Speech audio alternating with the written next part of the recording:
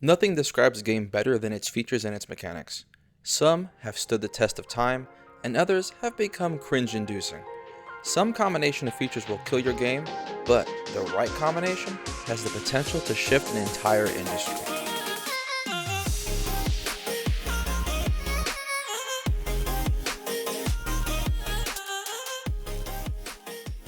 Some of the biggest gaming franchises in history didn't reinvent the wheel when it came to mechanics. They just put the right ones together in the right combination with enough refinement. My channel, being an extract shooter centric channel, has a lot of features I can cover just from this perspective. I'm going to cover a couple of the big ones and maybe go over several others in another video, since it would just make the video way too long otherwise. The big ones for this video are the in-raid loop, PvE, damage models, and loot storage. But before we get into that, I'd like to ask a question. What is your personal anti-fun mechanic?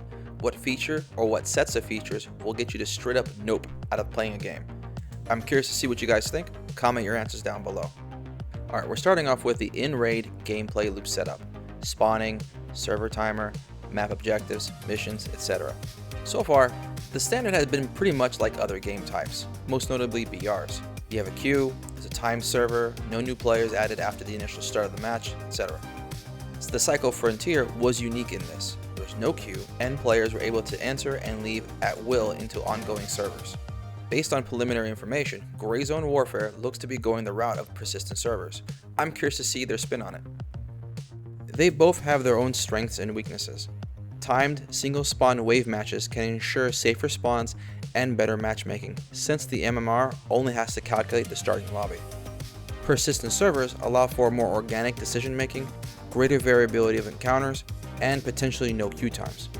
Though I am a fan of persistent servers and no queues, I would trade that away if the matchmaking could be refined to give you a consistent fair match every time. Now, I'm not saying you can't have a degree of both. However, a lot of times these kinds of things come down to trade-offs. So if you had to pick, which would you choose? I'm not entirely sure myself. And then there are movement drivers, factors created in order to get players moving to encourage crossing paths and conflict. Missions with rewards, local activities that have payouts but attract attention, loot tables to drive consistent traffic, periodic storms that determine extract and spawn windows, things of that nature. The way these things are set up often determine the consistency in which you encounter other players. Hunt Showdown is probably the most laser focused when it comes to this, but its setup is less organic and more like a BR. Instead of a circle closing you in, you have 1 to 2 map objectives with clues leading you up to them in order to make your movements less linear. While I do appreciate that in Hunt, the probability of me not running into a player is basically 0, it does make it feel way more formulaic and ends up reducing the tension.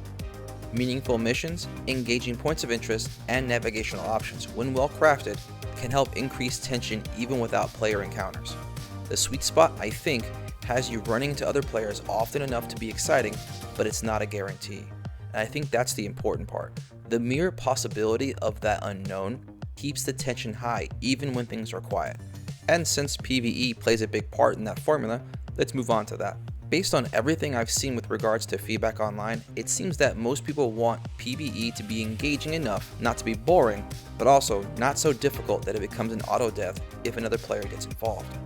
And you know, that's a pretty awkward line to walk. Another factor would be to create enemy variety in a meaningful way. Hunt Showdown PvE is a great example of a meaningful variety. It forces loadout consideration and different strats. Immolators, armored, hive swarms, meatheads, water devils, etc. All of these enemies bring unique challenges that demand consideration. Now the Cycles PvE, while on the surface had some variety, by comparison was pretty bland. The solution was always simply to bring more firepower and more ammo. Once you did that, it made 80% of the PvE trivial, and the rest had to be bullet sponges in order to not be. The only time this changed when specific combinations were aggroed onto you. As a goal, I think the best way to balance this would be to create PvE that is straightforward to deal with when you are prepared, but will murder you if you don't respect them. Now I'm encouraged because a couple of the games I've tested so far have been doing well on this front. Alright, with all that in mind, I've noticed that every single extract game has a section within their community that asks for a PvE only mode. Those requests usually get the same responses detailing why the request isn't viable. and the reasons vary from logistical concerns like servers to in-game concerns like economic balancing. Now, I happen to have tested a game that experimented with a type of PvE only setup, while also being able to PvP when you choose to. The problems were predictable. Most notable was that gear had significantly reduced in value. Once you realized you can just freely grind PvE with your best gear without worrying about other players, there was no reason to run anything else. And when you felt like going to PvP, it didn't matter if you lost or gained anything because it was so easy to get back or get something better with significantly less risk. In order to justify only playing the PvE portion of the game, which is what these people are asking for, that portion of the game would have to be so robust it is effectively a different game. Leaving any current extract game as it is with just its PvE would be so devoid of content, players wouldn't play it for very long, much less invest money into it. That level of change in design comes with different concerns: coding, content, balance, etc. I'm not saying it's not possible, but without players physically paying for their own servers, which is certainly a viable option and should be explored for other reasons in my opinion, I'm not sure these players understand what they are asking for and how much work it is for a dev team for not a lot of upside from their point of view. I think there are ways you could do it, but in the current free-for-all phase that extract games are currently going through, it's not a top priority. Just surviving is going to be difficult for most of these games. Speaking of priorities, if you're still watching, consider subscribing. It lets me know I should make more of these kinds of videos. I appreciate your time and consideration. And now back to the video. A big priority for extract games should be communicating how to be successful in their game. This comes in many forms, but nothing I think is quite as important as explaining their damage models.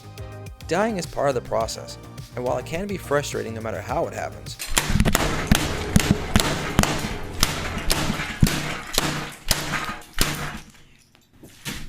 it's less so if the player can learn from it. Just based on the games I've played, tested, and researched, we have lots of examples on how the damage is applied. We have basic HP bars with sections, we have health bars with shields, we have health bars with armor damage reduction, we have numbers with different body parts and injury types, and it goes on and on and on. And also fitting your damage model to your game is somewhat important as well. Tarkov's health system is needlessly convoluted, but it kind of fits with its overall setup. It's using modern technology in weaponry and armor, and it shapes other mechanics to be modeled towards realism with the same level of complexity. It would be kind of weird if it just had an HP bar. To draw a comparison, a game I tested had players be massive bullet sponges with modern weapons and armor. It doesn't feel or play right, and it just takes you out of it. Hunt Showdown managed to add depth to a basic HP bar with different damage types that prevent you from healing, and sections that can be permanently blocked off. It's a good example that it doesn't need to be complicated to have depth. A couple of games I tested had armor/shield bars that were separate from the HP bar. This small change added new dimensions to loadouts, like more options for consumables, crafting, looting, etc. Making sure damage models work for the game is important, but what's more important is to find a way to communicate that effectively with the player.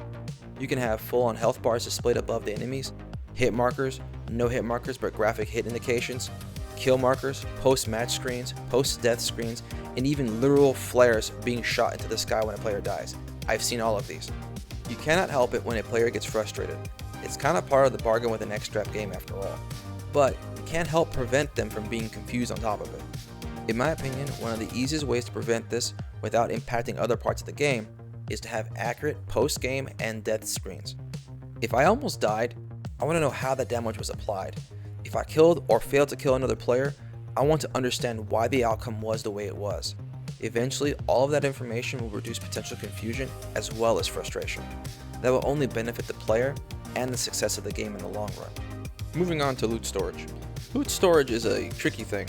For those of you who play extract shooters, have you ever just sat and looked at your post-game loot haul with satisfaction? Lean back and go, dang, that was a good run. Have you sent screenshots to a buddy to show it off? That feeling is super important to giving a player a satisfying gameplay loop that makes you want to come back for more. But only if the loot is meaningful. Now there are a bunch of ways to do it, but I'm going to focus on how the storage setup contributes to it. Loot storage mechanics encompasses backpack space, safe pockets, and stash space. I've seen it done in a variety of ways. We got Tetris like in Dark and Darker, we've got weight like in the Cycle Frontiers backpacks, and stacks for the Cycle Frontiers stash space. You also have various combinations of these like Tarkov being a split between weight and Tetris, and I've tested a game that combines stacks and weight for their backpacks. With regards to backpacks, if you allow the player to extract with too much too easily, loot loses its value. Conversely, not allowing the player to extract with much at all makes the process annoying and overall experience becomes more of a slog. I've tested 2 games, both using stack systems for their backpacks. Small variations between these 2 games gave drastically different outcomes that created different issues. Now, using stacking systems exclusively for your backpack can be problematic to begin with. In game A, I had 24 slots to stack on, 6 additional slots for consumable stacks, and a separate storage for all of my ammo. This was from the start and could not be upgraded. In game B, however, I had 9 stack slots to start with and could eventually upgrade to about 16 or so. However, this was needed for all of my items outside of weapons and armor. Ammo, meds, and other consumables would be taking up at least half of my slots. If I was geared up to grind PvE, I would almost require the entire backpack to be full going in. Neither of these games gave me penalties for being at max capacity, and both came with serious issues. Game A allowed me to extract with possibly 24 different weapons in a single run, all while having full ammo, consumables, and no other performance penalties. I didn't have to make hard choices on what I could bring back, and I wasn't penalized for being greedy. On the opposite end, Game B made you feel like you barely gained anything of value even with the full bag extract. It was the other extreme. Just adding one additional factor can change things dramatically. A third game that I tested, Game C, had a stacking system for its backpack as well. However, each item has a corresponding weight value, and after reaching a certain threshold, you start to incur movement penalties. Like Game A, it also had loadout slots for consumables and ammo. Now, for your backpack, you could fill up all of the slots with light items and still not get any penalties. Or, you start incurring movement penalties with just a handful of heavy items. Right away, 3 additional factors created some depth: loadout specific storage slots, weight, and movement penalties for being encumbered. The only specific complaint I had was that everything, including your weapons, armor, and consumable items located in your loadout storage, all contributed to your weight limit. Now, I understand the logic of this, but what this ended up doing was penalizing the player for bringing in an expensive loadout. These kinds of games already have issue with gear inflation naturally built into them. This doesn't need to contribute to it by disincentivizing risking your gear. Now let's talk specifically about stash space, which is also important to consider. The Cycle Frontier would consistently see public feedback complaining that there wasn't enough initial starting space. For those of you who don't know, you were able to upgrade this space slowly over time. The upgrades would be more impactful the farther you got. Eventually, the devs changed this to be more forgiving early on. The total possible spaces were still the same, but the early upgrades would be larger. Before this happened, many met these complaints with defense of the stash system as it was, often using the feeling accomplished defense. The once you learn to master it, the payoff of understanding the system was worth the challenge. This defense can honestly be used for a lot of things in games, especially extract games. Extract shooters kind of fall into a category of games that I'll refer to as challenge-oriented games, where part of the appeal is the challenging or punishing nature of the game.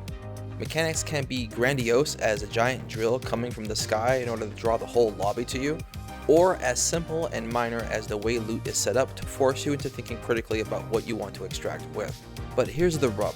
A well-constructed challenge feature has a corresponding payoff that rewards a player for overcoming the challenge presented. Without this payoff, the challenge mechanic is just either anti-fun or a poor quality of life setup waiting to be fixed. No one is going, "Oh yeah, look at all the cool Tetris I've learned, it was totally worth it." The payoff isn't meaningful enough to justify a needless pain point. I'm not saying make it unlimited, but it should be forgiving for new players. They should be spending time learning and interacting with the fun parts of the game, the parts that are likely to keep them around and what attracted them in the first place. There are plenty of other features I'd like to discuss, but like I said earlier, the video would just be too long. Let me know down in the comments if you want me to continue down the list, and if you're still watching, hit that like and subscribe button. Thank you for watching, and good hunting.